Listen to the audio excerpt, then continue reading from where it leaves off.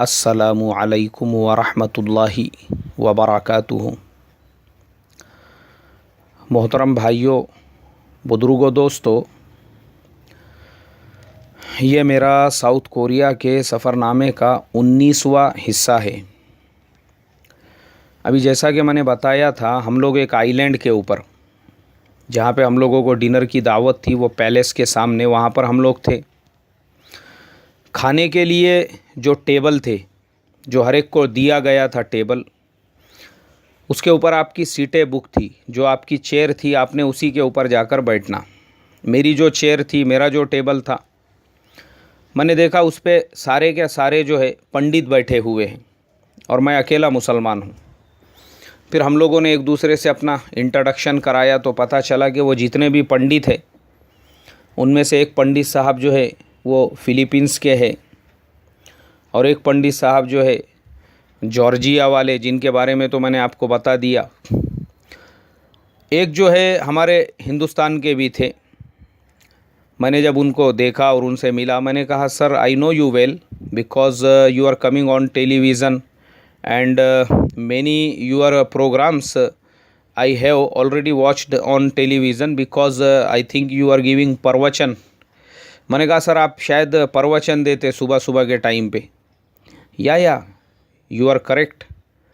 उन्होंने कहा, बिल्कुल सही बात है, मैं फलाने चैनल के ऊपर रोज़ाना प्रवचन देता हूँ। तो फिर उसके बाद में हमारी उनकी बातचीत शुरू हुई। अब वो जो प्रवचन देने वाले पंडित जी थे, उन्होंने मेरे से कहा, बोले, सैयद साहब, आपने कभी गौर किया, हम लोग जब हमारे मुल्क इंडिया से बाहर जाते हैं ना और दूसरे मुल्कों की तरक्की देखते हैं, बहुत तकलीफ़ होती है। बोले, यार। मैं बोला, कैसा क्या सर? बोले, देखो ना, अभी ये मुल्क हमारे बाद में आज़ाद होने वाले, यहाँ पे आपको कहीं पर भी झोपड़पट्टी, गरीबी, फाका कशी, रोड पे रास्ते पे गड्ढे, सिग्नलों के ऊपर भिखारी आपको कहीं नज़र नहीं आएंगे। ना ट्रैफिक जाम है, ना कुछ है, कुछ भी नहीं है। इतनी तरक्की यहाँ पर के लोग जो है अपने काम में मसरूफ़ है, बिज़ी है। गवर्नमेंट ने पूरे मुल्क में वाईफाई फ्री कर दिया हुआ है। कहीं पे भी आप अपने मोबाइल को वाईफाई से कनेक्ट करके गवर्नमेंट का मुफ्त का वाईफाई इस्तेमाल कर सकते हैं। इस मुल्क के 99% लोग जो है वो इंटरनेट और मोबाइल का इस्तेमाल करते हैं। 100% लोग क्रेडिट कार्ड का यूज़ करते हैं। मतलब ये जो तरक्की है, ये देख के अफसोस इसलिए होता है कि हम इनके पहले आज़ाद होने वाले आज भी पीछे क्यों हैं। मतलब हमारे यहाँ ऐसी क्या कमी रह गई थी जिसकी वजह से आज हम आज़ादी के बाद के से भी बदतर हाल में हैं कि हमारे यहाँ पे वही फाका कशी, आज भी हमारा शेतकरी ख़ुदकशी कर रहा है, आज भी हमारा किसान जो है वो ख़ुदकशी कर रहा है, आज भी हमारे मुल्क के अंदर रोडों और रास्तों का कोई नज़्म नहीं। बोले, उत्तर प्रदेश के अंदर एक गांव में 2 ज़िलों को जोड़ने के लिए लकड़ी का पुल बनाया हुआ है। एक आदमी ने प्राइवेट अपना, और आने जाने वालों से वो 1-1, 2-2 रुपये टोल टैक्स वसूल करता है। क्यों? गवर्नमेंट ने पुल ही नहीं बनाया अभी तक, यानी आज़ादी के 70 साल बाद में भी रोड नहीं। आज भी गाँवों में जाने के लिए रोड नहीं, हॉस्पिटल नहीं। हॉस्पिटल नहीं होने की वजह से उत्तर प्रदेश में एक औरत अपने बच्चे को गोद में लेकर 15 किलोमीटर तक पैदल चली और रास्ते में वो बच्चे का इंतकाल हो गया। एम्बुलेंस नहीं। दाना मांझी के जैसे आदमी को उड़ीसा के अंदर बीवी के मरने के बाद उसकी नाश को कांधे पे डालकर अपने घर पे ले जाना पड़ रहा है। ये हमारे मुल्क में ही क्यों आज भी हम लोग, यानी इतनी गरीबी, इतनी मुफलिसी। हालांकि हमारे मुल्क के अंदर चंद लोग ऐसे हैं जो हज़ारपति से करोड़पति, करोड़पति से खरबपति, अरबपति, उनकी दौलत का कोई शुमार ही नहीं है। उनका फिगर डेली बढ़ते जा रहा है और जो गरीब है वो गरीब से गरीब तर होते जा रहे हैं। हमारे यहाँ ऐसा क्यों है? मैंने कहा, सर देखो, आप जो है उम्र में भी मेरे से बड़े हैं, तजुर्बे में भी मेरे से बड़े हैं। आप you know well because you have experience more than me. आपको मेरे से ज़्यादा तजुर्बा है। उन्होंने कहा, सैयद साहब, इसका एक ही रीज़न है, वो ये कि यहाँ के लोगों का पूरा क्या पूरा कॉन्सनट्रेट पर्सनैलिटी और कंट्री दोनों को कैसे डेवलप किया जाए उसके ऊपर है। हमारे यहाँ पे जो कॉन्सनट्रेट है, हमारे यहाँ कभी गाय का मुद्दा उठता है, कभी 3 तलाक का मुद्दा, कभी पर्सनल लॉ का मुद्दा, कभी हमारे यहाँ पर अलग अलग टाइप के वंदे मातरम का मुद्दा, तो कभी जो है किसी ने सिनेमा हॉल के अंदर बोले वो राष्ट्रीय गीत के टाइम पे खड़े नहीं हुआ था उसका मुद्दा। यानी ये मुद्दे जो हमारे यहाँ पर उठाए जाते हैं, हमारे यहाँ पर लोगों को फाका कशी से, घर में चूल्हा जल रहा है या नहीं जल रहा है, बीवी 8 दिन से बीमार है, बच्चों के मुंह में निवाले नहीं है, उससे ज़्यादा फ़िक्र ये मुद्दों की है। और हो ये रहा है, ये मुद्दों को हमारे यहाँ के पॉलिटिशियंस हथियार के तौर पे इस्तेमाल कर रहे हैं। इन मुल्कों में नहीं है ये मुद्दे, यहाँ पे किसी को कुछ लेना देना नहीं है ये चीज़ों से, लेकिन हमारे यहाँ पर वही गौ माता पॉलिटिक्स देखो बोले कैसा है। राजस्थान में जयपुर के अंदर गौशाला के अंदर उसको खाने के लिए चारा नहीं दिया जा रहा है, पानी नहीं, और पानी और चारा नहीं होने की वजह से कीचड़ में फंस कर वो मर रही है। जेसीबी से उसको उठा कर जो है बाहर फेंका जा रहा है। इतना बुरा हाल है। छत्तीसगढ़ के अंदर यही हाल है। गवर्नमेंट करोड़ों रुपयों का बजट पास कर रही है, लेकिन वहाँ गौ माता को चारा भी नहीं खिलाया जा रहा है। लेकिन दूसरी तरफ वही गाय को एक मुसलमान अगर अपने घर पे दूध के लिए लेकर जाता है, अब वो पॉलिटिक्स का मुद्दा बन जाती है, अब वो गौ माता बन जाती है। और फिर क्या किया जाता है, उसको रास्ते में रोका जाता है, मारा जाता है, पीटा जाता है। एक आदमी के रेफ्रिजरेटर के अंदर गोश्त होता है बकरे का, उसके ऊपर पॉलिटिक्स। प्रॉब्लम ये होता है, हमारे यहाँ के लीडर ये जितने पब्लिक को भड़का कर इस तरह के काम करते हैं, वो पब्लिक आज भी भिखारी है। वो पब्लिक के घर पे आज भी खाने के वांदे हैं। वो पब्लिक जिसको इन्होंने भड़का कर ये सारे काम कराए थे, वो पब्लिक आज भी जूं का तूं है। उनको 1 रुपये का फ़ायदा नहीं हुआ, लेकिन जो लीडर ने इनका यूज़ किया था, इस्तेमाल किया था, वो नगर सेवक से एमएलए बन गया, वो एमएलए से एमपी बन गया। क्यों? ये सब मुद्दे जो है हमारे यहाँ पर हथियार है ये हमारे पॉलिटिशियंस के, लेकिन हमारे यहाँ की पब्लिक समझने के लिए तैयार नहीं है कि भाई ये मुद्दों से मेरा फ़ायदा क्या है, मेरे अपने घर का क्या फ़ायदा है। तो बोले इसके लिए हमारे यहाँ पर हम लोग आज भी जो गरीब है वो इसीलिए हमारे यहाँ लोगों को समझ नहीं रहा है। हम जिसको वोट देते हैं उसने तरक्की करके वो कहाँ से कहाँ चला गया। हज़ारपति से लखपति, लख से करोड़पति, करोड़ से अरबपति और अरब से खरबपति बन गया। अरे तुम तो वही है ना भाई। वो ये सारी बातें मुझे वो पंडित जी बताने लगे। मैंने कहा या अल्लाह, हमारी थिंकिंग, हमारी मेंटलिटी तो इंडिया में ऐसी थी कि भाई जितने भी ये पंडित लोग होते हैं शायद ये तमाम ही इस्लाम और मुसलमानों के ख़िलाफ़ बोलते होंगे, लेकिन ऐसा नहीं है।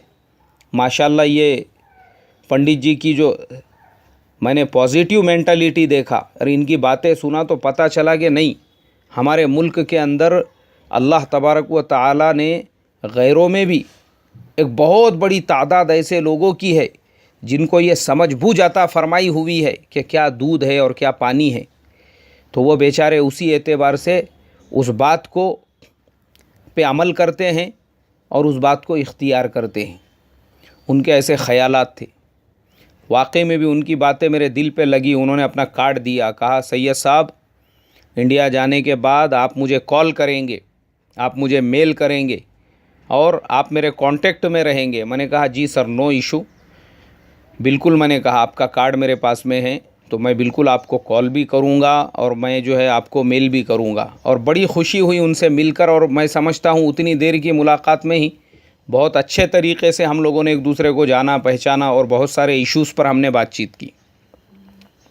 अभी हम लोग बैठे हुए ही थे कि अचानक बारिश शुरू हो गई। चूँकि मगरिब के बाद का वक्त था, अंधेरा पूरी तरह से छाया हुआ था। एक तो अंधेरा, सर्दी हो रही है और ऊपर से बारिश शुरू हो गई। अब बारिश जब शुरू हो गई तो प्रोग्राम चूँकि वो इख्तिताम के करीब ही था, बस उन्होंने अनाउंसमेंट कर दिया, बोले भाई अब प्रोग्राम ख़त्म हो गया, आप लोग जा सकते हैं और गाड़ियों का नज़्म आपका गेट के पास में रहेगा। अब मैं अकेला था, मेरे साथ में मेरा कोऑर्डिनेटर भी नहीं और दूसरा कोई साथी भी नहीं था। मैं गया गेट के ऊपर, वहाँ देखा तो और भी लोग लाइन लगा के खड़े हुए हैं। वहाँ पर जो गाड़ी के ज़िम्मेदार थे, मैंने उनसे कहा देखो मैं अकेला ही हूँ उन्होंने मुझे भी एक जगह खड़े किया और फिर एक गाड़ी आई जिसके अंदर उन्होंने यूक्रेन के एक गेस्ट थे, वहाँ के पॉलिटिशियंस, बड़े लीडर, उनको बिठाया और उनके साथ में उनकी एक रहबर थी, उसको बिठाया। वो रहबर और वो दोनों बैठे और उसके बाद में फिर उन्होंने मुझसे कहा देखो ये भी आपकी सेम होटल में जा रहे हैं, आप भी इनके साथ में बैठ जाइए, चूँकि ये दो ही लोग हैं। वो रहबर जो थी वो ड्राइवर के बाजू वाले सीट पे बैठ गई और वो जो दूसरी लीडर थी वो जो है वो पीछे के सीट पे बैठी और एक तरफ जो है मैं आकर बैठ गया। दोनों के दरमियान में एक जगह बनी हुई थी ग्लास वगैरह रखने के लिए और कुछ नाश्ता वगैरह रखने के लिए। लेकिन मेरी हालत ऐसी हो चुकी थी, चूँकि बारिश की शिद्दत में मैं भीगा भी था और सर्दी बहुत हो रही थी, तो वापस से मेरी तबीयत बिगड़ना शुरू हो गई। अभी मैं जैसे ही गाड़ी में बैठा मुझे फ़ील हुआ कि मेरा ब्लड प्रेशर जो है वो लो हो रहा है और ऑटोमेटिकली मुझे नींद आ रही है। तो इसके लिए मैंने अपने हाथ बांधकर और अपना सर जो है दरवाज़े को लगाकर आंखें बंद करके मैं अल्लाह का ज़िक्र करते हुए, इस्तग़फ़ार पढ़ते हुए जो है लेट गया और आंखें बंद कर ली। अब वो सामने जो लड़की बैठी हुई थी, जो कोऑर्डिनेटर थी यूक्रेन की, वो अपने साथ में एक ब्लैंकेट उसने कैरी किया था। शायद उसने इसलिए किया होगा चूँकि वो जो लीडर थी साथ में वो बेचारी बूढ़ी औरत थी, उसको सर्दी लगेंगी या बारिश में भीग गई है तो उसके लिए काम में आएंगी, मगर उसको तो ज़रूरत नहीं पड़ी। बेचारी मुझे आवाज़ देने लगी, excuse me sir, excuse me sir, excuse me sir. अब मेरी आंखें बंद, मुझे समझ में नहीं आया कौन आवाज़ दे रहा है और क्या बोल रहा है। बड़े मुश्किल से मुझे लगा कि मुझे ही कोई आवाज़ दे रहा है। मैं बोला जी बोलो। बोले sir I think you are not feeling well, so could you take this blanket. उसने जो है उस ब्लैंकेट को पूरी तरह से खोला और खोल कर वो समझ गई मेरी तबीयत बराबर नहीं है। बेचारी ने अपने हाथ से जो है वो मुझे कुछ समझ में भी नहीं आया, मैं नींद के अंदर था और उसने मेरे बदन के ऊपर उसको डाल दिया। अब वो डालने के बाद में मुझे और भी थोड़ा सा गर्मी महसूस होने लगी तो मैं सो ही गया पूरी तरह से। और उसके बाद में जब होटल पे जाकर मैं रुका, वहाँ पे हमारी जब गाड़ी पहुँची तो वो बेचारी ने 2 खादिमों को बुलाया वहाँ से। बोले देखो ये सर जो है शायद बीमार लग रहे हैं, इनको कुछ अच्छा फ़ील नहीं हो रहा है, इनको कमरे तक पहुँचा दो। वो दोनों आए मेरे पास। फिर आने के बाद में वो मुझे पहले अपने साथ में लेकर चले। पहले वो मुझे डॉक्टर के पास में लेकर गए, वापस से डॉक्टर ने मुझे कुछ मेडिसिन दिया। मुझे फिर मेरे कमरे में जब उन्होंने पहुँचाए तब मुझे जाकर जो है ये रियलाइज़ हुआ कि मेरी ईशा की नमाज़ बाकी है। मैंने कहा पहले मैं ईशा की नमाज़ पढ़ लूँ, उसके बाद में मैं आराम करता हूँ। ईशा का जब मैं वज़ू करने लगा तब मुझे समझ में आया कि वो जिस कार में मैं आया हूँ उस कार के अंदर जो यूक्रेनियन कोऑर्डिनेटर थी उसने मेरे आंख पर ब्लैंकेट डाला था। तब मैं सोचने लगा ए अल्लाह, अल्लाह उस बेचारी को हिदायत अता फ़रमाए, उसको जज़ाए खैर अता फ़रमाए। उसके अखलाक, उसका किरदार देखो, मैं उसको जानता नहीं, मैं उसको पहचानता नहीं। मेरा हुलिया, मेरा लिबास, सारी चीज़ें देखकर वो तो आसानी से समझ गई होंगी ये तो मुसलमान है बोलकर, लेकिन उसके बावजूद उसके अखलाक देखो। उसको जब ये रियलाइज़ और ये फ़ील हुआ कि एक आदमी है, बीमार है बेचारा और उसको सर्दी हो रही है, तो उसने ये उसके अखलाक थे कि उसका अपना प्राइवेट जो पर्सनल ब्लैंकेट होता है वो उसने निकाल कर जो है मेरे हवाले कर दिया। हालांकि वो ब्लैंकेट उस पॉलिटिशियन लीडर के लिए वो लेकर आई थी। आज मोहतरम बुज़ुर्गों, पूरी दुनिया में देखो क्या हो चुका है ना, अखलाक ही एक ऐसी चीज़ है आप जिसके ज़रिए से दुनिया को जीत सकते। वरना मुसलमानों के पास तकरीरों की कमी नहीं है, बहुत तकरीरें हो रही बाबा आज के ज़माने में, इतनी तकरीरें हो रही है, इतने बयान हो रहे हैं, लेकिन अखलाक का नामो निशान नहीं रहा। एक मस्जिद के अंदर मैं लेटा हुआ था, सफ़र में था, मैं लेटा हुआ था और मेरे पैरों के पास चटाई पर कुछ लोग जो है, एक साहब ने दस्तरखान बिछाए, वो नाश्ते के लिए बैठ रहे थे। उन्होंने मुझसे कहा, बोले भाई साहब आप ज़रा यहाँ से उठ के उधर चले जाओ, हम लोग नाश्ता करने वाले हैं। मैं उठा, आकर मैंने पहले वज़ू वग़ैरह किया, 2 रकात नमाज़ पढ़ा और वो लोग बैठ गए। नाश्ता वग़ैरह दबा के चल रहा है और मैं अकेला उस मस्जिद में। हालांकि मेरे भी साथी आने वाले थे, मैं रास्ता देख रहा था, मगर मुझे हैरत हुई इस बात के ऊपर कि वो खाने वालों के दिल में इतनी भी हमदर्दी नहीं पैदा हुई कि यहाँ एक मुसलमान भी है, कम से कम हम उसको भी दावत दे। ये आज हमारे मुसलमानों के अखलाक हो चुके हैं, ये आज हमारा हाल है। और दूसरी तरफ मेरे एक दोस्त बोले, मैं एक ऐसे मदरसे में गया जहाँ दीन दुनिया दोनों की तालीम होती है। वो एक इलाके में बड़ा है, वहाँ पे बड़े बड़े टीचर्स है पढ़ाने के लिए। वहाँ पर गए वो बोले, मैं वहाँ पर गया, अल्लाह माफ़ करे उन लोगों को, दीन दुनिया दोनों की बड़ी बड़ी डिग्रियाँ लेकर मैं खड़ा हुआ। बोले किसी ने ऐसा बैठने के लिए नहीं, मेरे सामने सारे लोग चाय पी रहे हैं, तो कम से कम एक कप मुझे भी तो दे सकते थे। हालांकि मेरा वो जो दोस्त है वो ख़ुद माशाल्लाह करोड़पति आदमी है, किसी का मोहताज नहीं, लेकिन ये अखलाक और किरदार होते हैं। तो ये हमारी बद अखलाकियाँ और वो गैर की अखलाक देखो। अल्लाह हमको इससे सबक हासिल करने की तौफीक अता फ़रमाए। अस्सलामु अलैकुम व रहमतुल्लाह।